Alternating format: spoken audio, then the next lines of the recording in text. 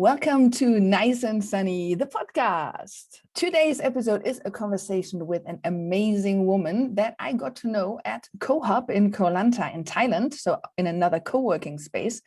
And Adela Alonso Alonso is an inspiring personality, and I'm super grateful to have her as a friend now. She is a specialist in strategic branding, ethical growth, digital transformation, and a consultant, mentor, and speaker working with creative and passion-driven businesses and entrepreneurs. Adela has now published her first book, The Passion Entrepreneur, Business Mindset and Branding Fundamentals for Creative Souls. I'm super excited for her, and I also can't wait to read the book fully. But now to our conversation about becoming independent, starting your own business, and keeping passion at the core of it all. All right, so there we are. Here's Adela. There she is, all the way from Spain. Welcome to Nice and Sunny, the podcast. Yay! How are you today? I'm well. Good. Yeah, my mood is really like a roller coaster these days because of the whole book thing. Actually, it's been really stressful because, and I can go a little bit into this if you want, not so much for the people who's interested in my book, but if anyone is interested in self-publishing. But I have been recommended to not tell anyone that the book has been released until I've had like a week or 10 days of, like advertising. So the Amazon algorithm kind of learns to show my book to people who the book would be relevant to. And the thing is, most of my friends and family, they don't even know I was writing a book. Even less people know it's finished. And almost nobody knows it's being launched. So it's like so stressful because also I can't wait to tell people, but I cannot. So you're doing this podcast now. So if everything goes right, I'm publishing this on Thursday. So then, people will know. Yes, on Thursday. Wow, that's so fast.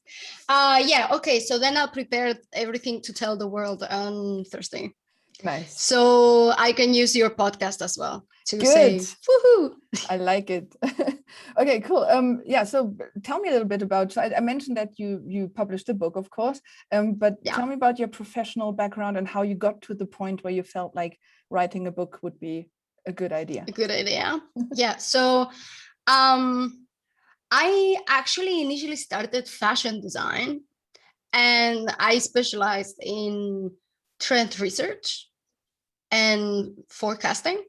And I spent most of my professional career actually working on the fashion industry. I worked in design, and then I went into buying. And my last office job or traditional corporate job, I was a senior buyer for a multinational retail company in the Middle East. So I was managing hundreds of millions of dollars worth of budgets, and we were selling in 300 plus stores in 9 countries. Wow. And yeah, and I was buying menswear, I was buying sportswear and young, and then I got really burned out with the corporate culture, especially corporate culture in Middle East.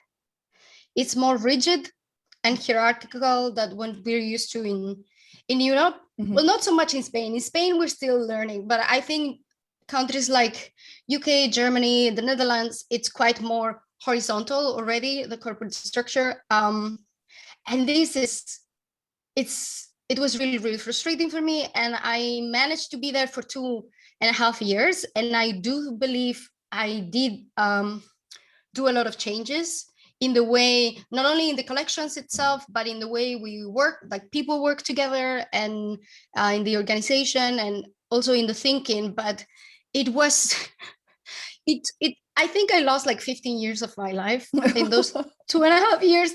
So it became a point where it was not worth it. Like, I am putting so much effort, and all I want is for the company to do better. And I'm, like going against the wall. So I quit, and I wanted to take a few months off, but then I couldn't. I couldn't.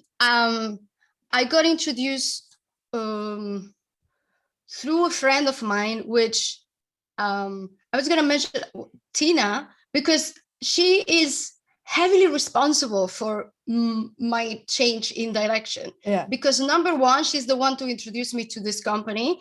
And then number two, she's the one who recommended Cohab to me, which is where we met. So she's not a nomad, but you know, she kind of planted the seeds that led to this tree to grow. There are people like that in your life, right? That just like they say one thing or one sentence and suddenly it changes your whole life. It's so fascinating when that happens. And I think I have told her this a lot, but now it's on the record. Tina, you changed my life, even if you don't realize this. Anyway, so she introduced me to these people who were building a startup, tech startup, but that was developing a product for fashion. And they were looking for somebody who had a deep knowledge about fashion. Mm-hmm. Now, at that time, I was still on kind of like the box thinking way of the industry. And I kept thinking, why would you want a buyer? Like, I don't understand. What would you want a profile like mine? But then I said, you know what? Let's try. And I started to working part-time for them. And I started working for them, I think November or something. And the whole team worked remotely. So I was working from home and we were meeting maybe once a week or twice a week. And then when summer was coming, I was living in Dubai. So when summer was coming, I thought, if I can work from anywhere, why the fuck will I stay in Dubai?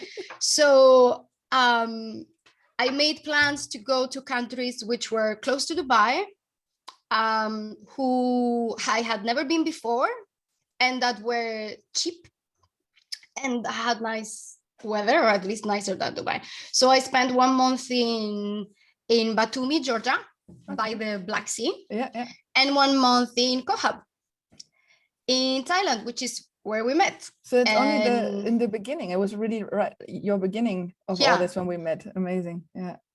No, that was the year before. Okay.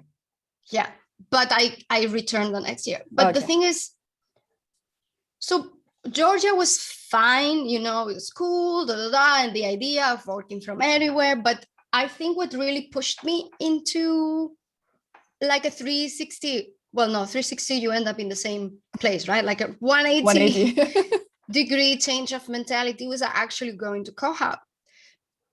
Not only because it's awesome that you can work and you have a better internet connection than almost anywhere in the world, and it's lovely and it's beautiful, but the people that I met there were so inspiring. Like, there were people who have built huge companies from nothing, and they were still super down to earth, you know. Like, I think I got this mentality in Dubai that people who do well in work and they're career oriented, they need to be like a certain way, you know, and behave a certain way to others. And then this kind of like broke all my thoughts in that sense. And I loved it so much. And after that, I went back to Dubai, and I realized there was nothing left for me there. So I had some of my things in a friend's like storage unit, and I got rid of like half of that and stayed with the bare minimums. And yeah, that's when I became homeless, let's say. And and now you're back in Spain during COVID, or is it just because of COVID? Yeah, this is so when the pandemic started, I was in Philippines. So very close to China. I was actually, when I started knowing about the virus, I was in Panglao, which is super popular amongst Chinese tourists. So I started to freak out because there were a lot of Chinese tourists, right? But then on the first week of February, I went to Vietnam. And this was like a blessing, because Vietnam cut the communication with China and Korea super early on, and then from March with everybody else in the world. And by the time I arrived to Vietnam, they had already created this hand washing song, which if you're listening to this and you don't know what I'm talking about, I strongly recommend you Google this right now, because it's the best thing ever. Basically, they took a very famous pop song and they changed the lyrics to explain people what coronavirus is and how you protect yourself against it. And then it became like a viral TikTok challenge where people were doing like the hand washing song. Yeah. So everyone was super informed. The government had acted promptly. And I ended up staying in Vietnam from February until October. And out of that time, we were under lockdown for maybe a total of 6 or 7 weeks. Mm-hmm. And the rest of the time, it was life as usual. We were having parties, we were getting together, we were going to restaurants, we were going on trips. There was no COVID. There have been less than 2,000 cases of coronavirus altogether in Vietnam. And I know some people don't trust the numbers, but I was there, believe me, these numbers are real. Because I lost one of my connections when I was trying to come back to Spain, because they stopped all international travel when there were like 15 cases. There was one outbreak, which they don't know where it came from. Yeah. And on 15 cases, they already closed all. So clearly this is factual. So yeah. I came home, or I came to Spain, mostly to give my parents peace of mind, because even though rationally they knew I was safer in Vietnam, they don't feel like that. All they feel, and this is perfectly normal, is that I'm very far away. Yeah, and if something happens, they cannot help me. Yeah. And it also didn't help that in September, I had a motorcycle accident and I broke my shoulder and my jawbone. So at that point, it was like, no, you're jumping on the next flight. Yeah. You're coming home, girl. Yeah. Right. Yeah. And so when did you have the idea for the book? How did that, was that just when you came back to Spain and were just like... No, I started writing this in summer. And actually, I would say you have a lot to do with me ending up writing the book. Yes. It's like how everything is connected. I like to be thankful to the nudges of the universe. So Christine and Clara actually helped me, coached me do my first YouTube video, which I had been wanting to do for months, but I was very scared. I've always had this issue about exposing myself or like kind of demanding attention. And I was trying to work through that, but I felt like really lost, like, and I was super lucky that when I went to COHAP in late 2019, you girls were there. And then there were these other two YouTuber guys, remember? Yeah, and everybody was trying to convince me, it's easy, it's not an issue, you just start, whatever. So I started doing some videos. And so how did it feel? Because it's like you're such a natural. Once the camera was going and you were like talking about the stuff that you know about and that you're passionate about, you were so natural in doing it. So how did it feel once you finally did it? The first few videos where I was nervous, but then when I'm editing the videos, I do not feel self-conscious. I do, it's not like me. I don't make the connection that it's me who is speaking. Like I am maybe editing and I'm thinking to myself, oh, this lady is making some nice points, you know, like, and then it came to a point where when I start talking, it's like I get possessed by the spirit of a much more confident woman and I abandon my body, and it's been an hour and I haven't stopped talking. So yeah, I guess that I'm a natural, but I didn't know somehow. Other people knew, you told me. And when I was in Bansko on the summer and I was thinking maybe I should do a podcast, and my friend Sammy, who's also an author, by the way, I asked her, because she also has a a podcast. So I asked her, do you think I should do a podcast? And she told me, do videos. You're very videogenic. You should do video. And I thought, well, that makes sense. Also because I have a heavy accent, so I don't know if audio only would be the best way. So, like kind of people planted the seed, and then I have been doing these videos mostly on two things. One, it's about branding for creative and passion-driven businesses. And the second series is about sustainability in fashion from a business positive perspective, which it's also not a very popular perspective, but an important one from my point of view. Anyway, when the pandemic started, like for, I guess, almost everybody, my job also struggled. My biggest client that I had at the moment that was giving me very good results, it's in the travel industry. So I went from doing very well 1 month to 2 months after having zero income. And because I don't know how to do nothing, and I wasn't feeling I didn't feel like doing videos about fashion and stuff like that was very relevant to the moment that we were living. It seemed tone deaf for me. I said, okay, why don't I take these concepts that I've already sort of created and I've made videos about, and I put them together into a book, and then I make it a little bit longer. And that's how the idea started. It was purely circumstantial, to be honest. But this is what you do, right? You adapt and exactly. reinvent That's how yourself. Things happen. Just you see something, get inspired, and then it's just about doing it and actually following through with the idea and the hunch that you're having. So who's the book for? Who do you think is like really getting value out of it, and what do you hope that people get out of it when they read it?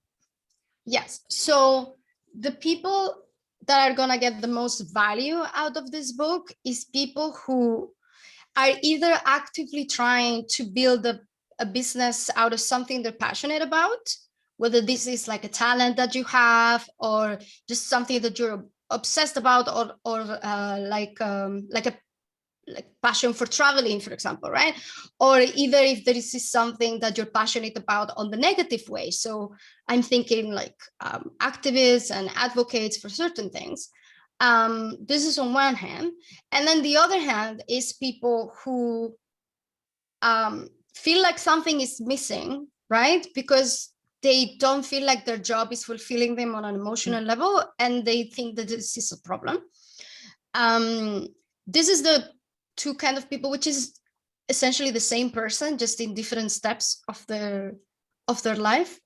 And the idea or the premise of the book is that the way we address business when we are emotionally connected to the object of the business, it is different, and not always in a good way. It generates a series of mindset roadblocks that can prevent us from achieving success. And it makes a lot of people get demotivated very early on, and then either they give up and go back to a professional platform that they are not comfortable with, or they stay in the surface of the whole potential that their skills could have, right? So that's the overall, that's the general idea of it. Nice. When I did the step because I was like in the corporate world for like 14 years or something, and when I then took the step and said, hey, let's try and follow my passion and just do what I feel like I want to build, and don't build somebody else's thing. And then also what you said, like being like tied into like this structure, and it's applying for different roles and never getting anywhere, and it's just like, okay, I need to do my own thing and be my own person. And the thing was, though, it was super scary, right? This step, and really especially financially, because I was earning well as well, and then all of a sudden going, as you said, from like having a good income to zero. and starting to build something from scratch. I mean, it's super fulfilling and such a great feeling, but it is scary. And it's something that I think this is like the one thing, like the one nugget, if people can get that out of your book, or following people like Gary Vee or something like that, you know, just like really learning, hey, if there's something you're passionate about, something you're interested about, you can turn this into a business and you can actually do something. And just getting over the fear of this first step. And did you have any fear? It sounded like you basically just went for it and that's it, but did you have any fear during that step? I was more scared of staying in the situation that I was than anything new. I was scared, but the thing is, where I was at the moment, it was horrible and it was not sustainable for me. This was not an option. So you're always scared, but if the certainty, you know, it's bad, it's 100% bad, it's not the certainty. If the situation you are right now, it's 100% bad and you know it, then the future, it's still unknown, right? It can be many ways. Yes, maybe you make a wrong decision and you end up even in a worse situation, but that's only one possibility. You can only, people, they say you can only go up. That's not true. You can always continue going down, further down the road, but it's only one of the possibilities. And a lot of times it is ourselves who are digging the hole even deeper. And a lot of this comes from things that we have already been learning. There are cultural beliefs involved in this, and there are even like psychological, neurological kind of biases that we need to fight against, right? So the book, I do explain a few concepts from behavioral psychology and neurology to try to understand people. Why do we do something like this? And this is automatic and it has a purpose, but we need to, you know, work with that in a way that it doesn't hurt us. And I think everyone can find a way to organize their work so that they enjoy life more. That should be the ultimate purpose. But the important thing to understand, it might not be the first image that comes to your mind when you decide, oh, I don't want to do this anymore. I want to do something different. And one of the things passion entrepreneurs do is the visualization that they have. They tend to go to the most complicated scenario possible at first. Like, you know, imagine, for example, a designer that is working for a company, like a fashion designer, and they say, oh, I'm going to start my own brand. And that's like the most complicated endeavor to do with your skill set and your knowledge, and the most expensive. Now, I'm not saying that you shouldn't do that. I am saying you should consider all the options, because if, let's say, what you are feeling is that you are overworked and you work too much and you are not getting anything out of it, and you decide that you're going to start your own label, I can guarantee you're going to work even more. Yeah, maybe you're going to feel better from a even ego perspective because it's your thing, but you're not going to improve your quality of life. You're not, just not. So what is important for you? What is most important for you? Is the most important thing for you recognition? Like you want to be recognized as a person? Or is the most important thing for you to have freedom or to be stable? There's one chapter in the book which is dedicated to this thing. I don't know if it's the one you read. It's the one, yeah, exactly, yeah. Right? So it's like, what do you want? Exactly. And then ask yourself, okay, if this is what you want, is this road really going to take you there, or just going to make things more complicated? Yeah, I did pick one of them was excitement, right? So because something that drives me completely crazy is if every day is the same. And I'm not sure if you know, there's a song by the band Blur and it's called Earn It Same.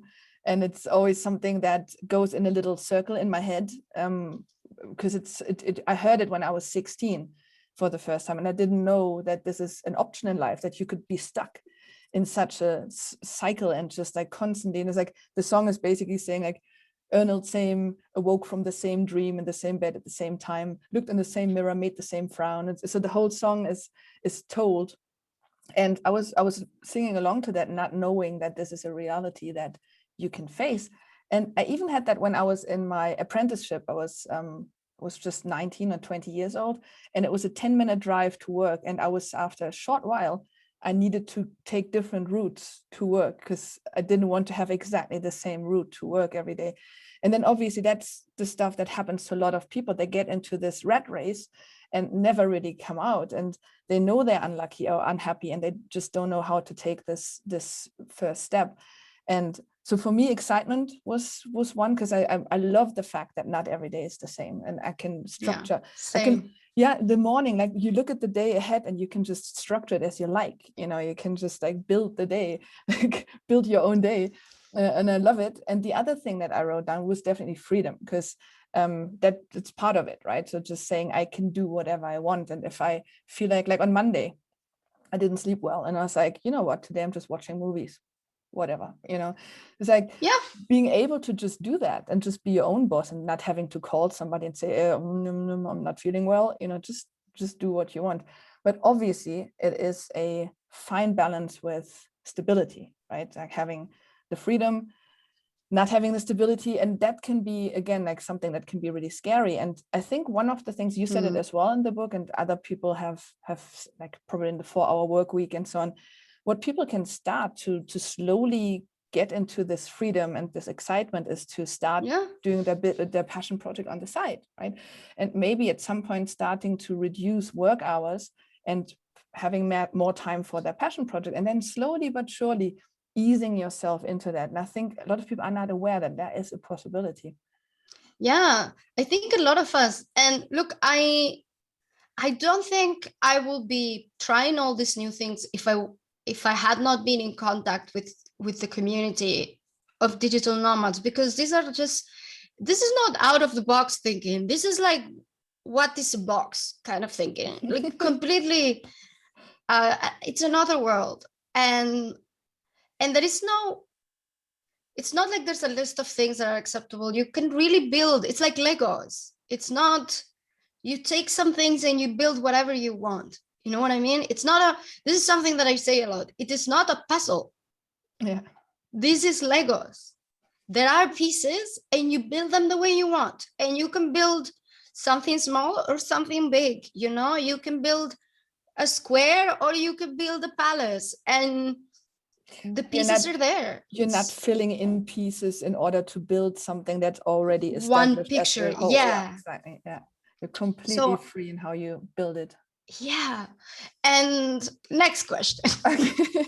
Well, yeah. So it's actually I'm basically at my last few things here already. So because I only read the first chapter so far, and I really can't wait to read the rest. But because I'm a minimalist, I don't actually buy physical books. So the next question is like, when is there going to be an ebook?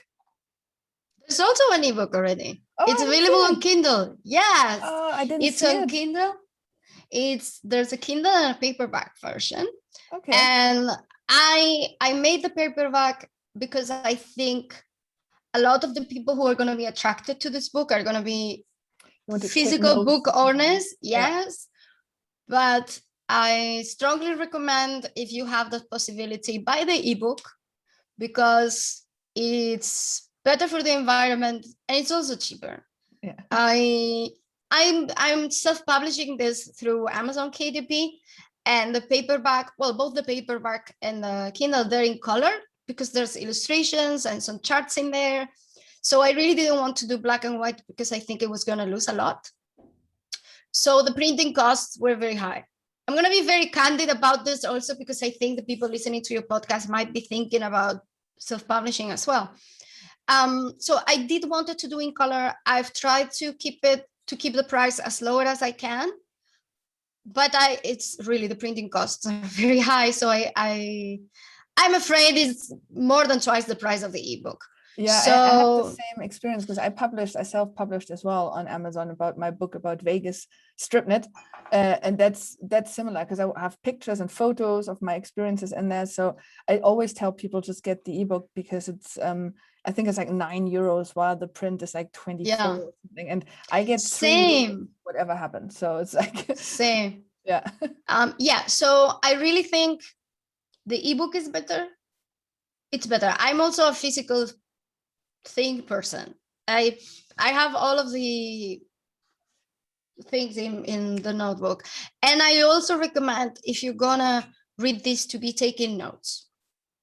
Well, one important thing I like to say is, if you are in this situation and you're reading the book, the same that there's no one good possible outcome. I do hope a lot of people find the direction and the empowerment and the way to build their business. But I think after reading this, because there's parts about mindset and then there's part about strategic brand building. So how the different steps to build like a really strong brand. And I think some people might feel overwhelmed, and they might get the feeling that this seems like too much work. And I want them to know that's also okay. If this book makes you realize that you might not be ready to start a business just yet, I also consider this a win, because all I want is for people to enjoy their days in this earth as much as possible, and to use their skills that they have in a way that's going to help them reach whatever they really want, whether that is to be more free or to have more stability. Oh, that's what I wanted to say. Sorry. That in these motivation drivers that like you made, I strongly recommend putting I put just 3 and then put them by priority, because when you're making decisions, you're gonna have to choose. In some of the decisions they're gonna have to make, these are mutually exclusive, right? So for example, if you buy a house, this is gonna give you stability, but it's going to take away from your freedom. You make a decision and you're going to be betting on one thing or the other. So it's important for understand, but it's also important to understand that this is going to change. Maybe, I don't know if you've done, like every once in a while I do the 13 personalities test, the Myers-Briggs test, and sometimes it's different. No, what is It's the like test? it's like a standardized personality test. Okay. There are 13 personality types, and whenever I take it, it's different. So there are periods of my life where I am more extroverted or introverted, and this is going to be the same. There's going to be periods on your life when you are craving more freedom, and periods on your life when you want excitement, and periods in your life when you want stability. And it's just important to understand. At the end of the day, business, no business, boss, no boss. And the beautiful thing is as well, once you've taken that step and you feel like, okay, this is great having that much freedom, but I would like to have a bit more stability again, you can always go back and always just get a job again and just get into the corporate world again. Or like, it's a mix and match Lego building thing, basically. Yeah, that's also something important, and that I always say. We tend to consider the next decision that we make as final, which puts a lot of pressure. Yeah. This is not the case. Nothing is final except death. So as long as you're living, you can keep reinventing yourself. You have told me 1 year ago that I was going to be writing a book, and I will be like, what? No, never. Well, there's even a poker term that fits to that. Well, if you play a poker tournament, you're out when you lose all your chips, right? So once you lose all your chips, you're out of the tournament. And then a lot of people start whining, oh, I only have that and that many chips left. And I said, but you're still in, right? So it's like, as long as you still have chips, you can still win. You haven't lost yet. You're not out of the tournament. So yeah, it's a beautiful little analogy. All right. It was basically everything I had on the list to chat about. Is there anything else that you would like to tell people, or how they can find you, or any motivational stuff you want to get rid of? No, I actually don't consider myself very motivational. I think I piss people off more often than I motivate them, but I might be wrong about this. No, just that if this is also a new start for me, right? So if you're listening and you read the book and you have questions, or like you want to tell me something, please, my email is in the book. Just shoot me an email and let me know. I love to know. And I'm considering this a working process, so I'm already thinking about what I'm going to change in a revision that is probably gonna come in sometime. So yeah, like I'm really glad to talk about this and learn from what the readers have to say. Nice, awesome. And basically you can only find it on Amazon at the moment, right? So it's all yeah. Cool. Can you just say the title one last time? I said it in the beginning, like in the intro, but yes, the book is called The Passion Entrepreneur, and it's business mindset and branding fundamentals for creative souls. How come you said souls just as a last question? You said souls because it sounded better than people. I actually thought a lot about that. So I was going to say people or humans or souls, but it just souls had a better ring to it.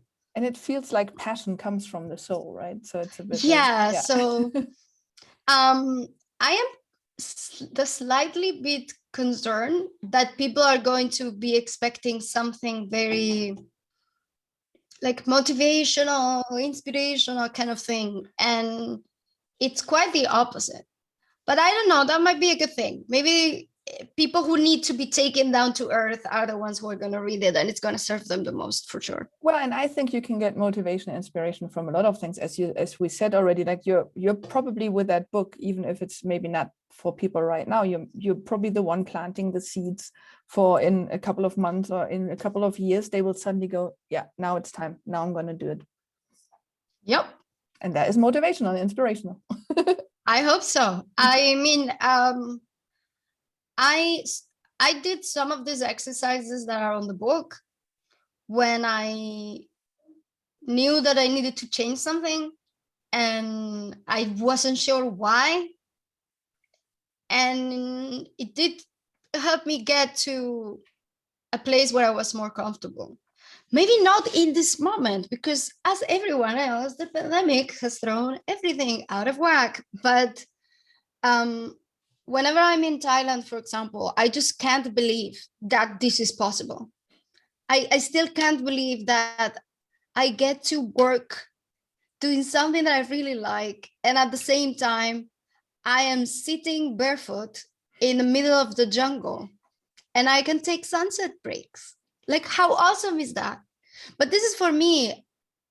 For me, excitement and freedom is very important. For other people, stability is way more important. Like in Spain, for example, which is it's a very socialist country. So there are a lot of government work. For a lot of people, that is the thing to get, right? Like they get out of university and they try to get a government job because you get this job for life. That sounds like prison to me. But this is me. For other people, this is like, one man's hell is another man's heaven. So just figure out what is your heaven and how do you get there. Very nice. Adela, thank you. Thank you very much for being my guest on the show. And maybe we can talk again at some point after a few months. Yeah. Let's see how the book is doing. And maybe we have some other thoughts to talk about. And I hope I've read it by then as well. I hope so too. All right. Thank you very much. Adios. Adios. Tschüss. Tschüss.